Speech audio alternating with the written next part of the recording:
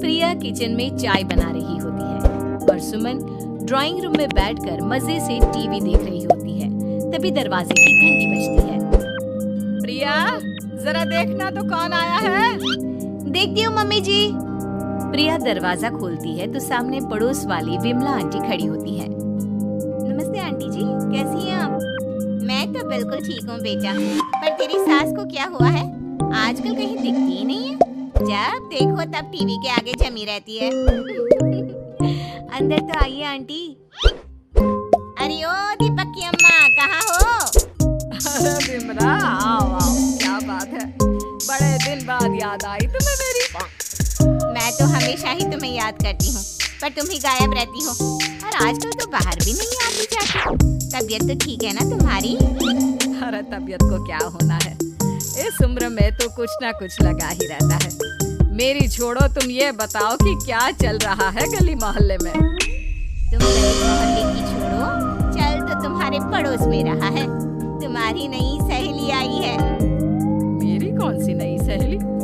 मैं तो यहाँ बस तुमसे बातचीत कर लेती हूँ या फिर बाजू वाली शर्मा की बहू से 2-4 बातें कर लेती हूँ। इसीलिए तो कहा कि तेरी नई सहेली आई है।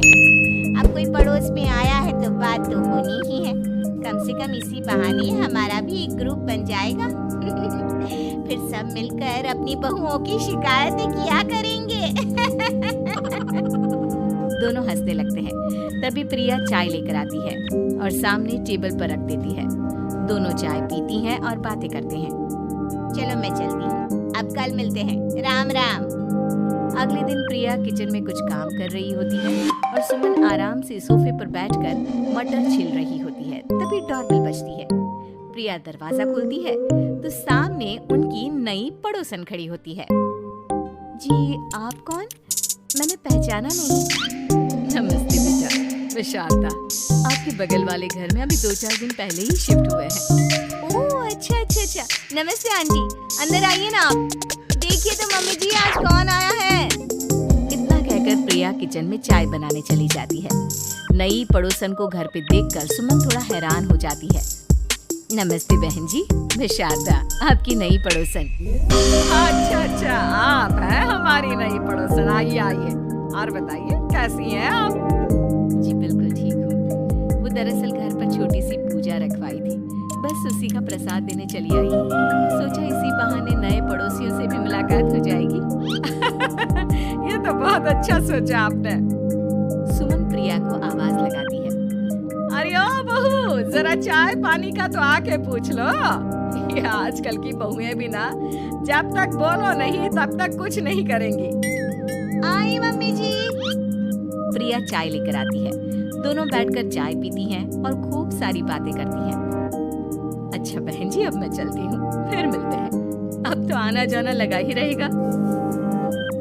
शारदा के जाने के बाद प्रिया किचन से बाहर आती है। क्या बात है मम्मी जी, आप दोनों को देखकर तो लगा ही नहीं कि पहली बार मिल रही हो। आप दोनों तो बिल्कुल बिछड़ी हुई सहेलियों की तरह बातें कर रही थी। अरे जब दो औरतें मिल जाती है ना, तो बातें अपने आप ही निकल आती है। अब तू अपने काम पर ध्यान दे, बातों पे नहीं। ऐसे ही कुछ दिन बीत जाते हैं। अब सुमन और शारदा अच्छी सहेलियां बन गई होती हैं। दोनों एक साथ मंदिर जाती, मार्केट जाती और कभी कभी तो विमला भी इनके साथ मिलकर खूब हंसी ठिठोली करती। एक शाम तीनों बैठकर सुमन के घर पर चाय पी रही होती हैं कि बहुत तेज बारिश शुरू हो जाती है। सुमन जोर से प्रिया को आवाज लगाती है। प्रिया, ओ प्रिया, देख कितनी तेज बारिश हो रही है। जाके छत से सारे कपड़े ले आ, नहीं तो सब भीग जाएंगे। सुमन 2 बार आवाज लगाती है लेकिन प्रिया का कोई जवाब नहीं आता। शायद प्रिया कुछ काम कर रही है, इसीलिए कुछ जवाब नहीं दे रही। अरे काहे का काम, आराम फरमा रही होगी महारानी। तभी प्रिया बीमार हालत में अपने कमरे से बाहर निकलती है। हाँ मम्मी जी, क्या हुआ? मेरी तबीयत थोड़ी ठीक नहीं है ना, इसलिए आग लग गई। अरे सारे कपड़े भीग गए और तुझे सोने से फुर्सत नहीं है। सबके सामने सुमन के मुंह से ऐसी बातें सुनकर प्रिया उदास हो जाती है और छत से कपड़े उतारने चली जाती है। सुमन, ये क्या बात हुई? प्रिया ने बताया ना कि उसकी तबीयत ठीक नहीं, इसलिए उसकी आंख लग गई। तुम भी ना खामखा उसे सबके सामने सुना दिया। अरे आप नहीं जानती शारदा जी, कुछ बहुएं ना बहुत आलसी होती है, घर का एक काम नहीं करना चाहती। ऐसा नहीं है सुमन, तुम्हारी बहू तो बहुत प्यारी है, तुम्हारी सारी बात भी तो मानती है। हाँ सुमन, तुम प्रिया के बारे में ऐसा क्यों सोचती हो? मेरी भी दो बहुएं हैं, लेकिन मैं उन्हें अपनी बेटियों की तरह रखती हूँ। आखिर वो भी तो किसी की बेटियां ही है ना। और अगर तुम ऐसा ही व्यवहार करोगी तो एक दिन प्रिया भी तुम्हारे साथ ऐसा ही बर्ताव करेगी। शारदा और विमला की बातें सुनकर सुमन की तो बोलती बंद हो जाती है। वहीं प्रिया भी बाहर से सारी बातें सुन रही होती है। अरे मैं कोई उसकी दुश्मन थोड़ी ना हूँ, मैं भी उसकी माँ हूँ, लेकिन कभी कभी सास बनना पड़ता है, नहीं तो बहुएं हाथ से निकल जाती है। देखो सुमन, ये सब सोच का फर्क है। अगर तुम ये सोचोगी तो कभी प्रिया को अपनी बेटी नहीं बना पाओगी। इतना कहकर शारदा और विमला वहाँ से चली जाती हैं और सुमन अकेले बैठकर उनकी बातें सोचने लगती है।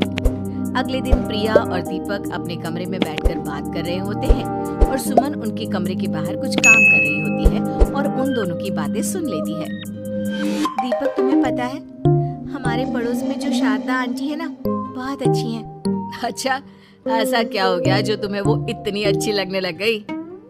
कुछ खास नहीं, बस कल जब मम्मी जी मुझे सबके सामने सुना रही थी तो शारदा आंटी ने मेरा साथ दिया। मैं तो सच में हैरान ही रह गई थी जब उन्होंने मम्मी जी को मुझसे ऐसा बर्ताव करने के लिए मना किया। अच्छा, फिर क्या हुआ? होना क्या था, शारदा आंटी तो मम्मी जी को समझा ही रही थी कि बहू को भी बेटी की तरह ही रखना चाहिए, लेकिन मम्मी जी तो मम्मी जी है ना, उन्हें तो मुझ में हमेशा कमी ही दिखती है। काश मुझे भी शारदा आंटी जैसी सास मिली होती जो मुझे भी अपनी बेटी जैसे समझती। सुमन ये सब सुनकर बहुत उदास हो जाती है और वहाँ से चली जाती है। प्रिया की बातें सुमन के कानों में बार बार गूंज रही थी। उसे बहुत शर्मिंदगी महसूस हो रही थी कि उसने प्रिया के साथ बहुत गलत किया है। अगले दिन सुमन शारदा और विमला को बुलाती है। क्या बात है सुमन, आज तूने ऐसे अचानक क्यों बुलाया? सब ठीक तो है ना? हाँ हाँ, सब ठीक है, तुम दोनों बैठो तो सही। तब तक दीपक और उसके पापा भी आ जाते हैं। प्रिया, तुम भी आ जाओ। क्या हुआ मम्मी जी, आपने बुलाया? हाँ प्रिया बेटा, मैं आज सबके सामने तुमसे माफी मांगना चाहती हूँ। मैंने आज तक तुम्हारे साथ बहुत बुरा व्यवहार किया है, लेकिन तुमने कभी भी मेरे साथ बुरा बर्ताव नहीं किया। मुझे अपनी गलती का एहसास हो गया है, हो सके तो मुझे माफ कर देना। प्रिया अपनी सास की बातें सुनकर हैरान हो जाती है, उसकी आंखों में आंसू आ जाते हैं। प्लीज मम्मी जी, आप मुझसे माफी मत मांगिए, मैं भी आपकी बेटी ही हूँ।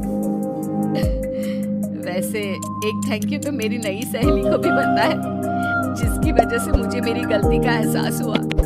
शारदा बहन, आपका बहुत बहुत शुक्रिया जो आपने मेरी आंखें खोल दी। अरे क्या सुमन, तुम भी ना। तो फिर इसी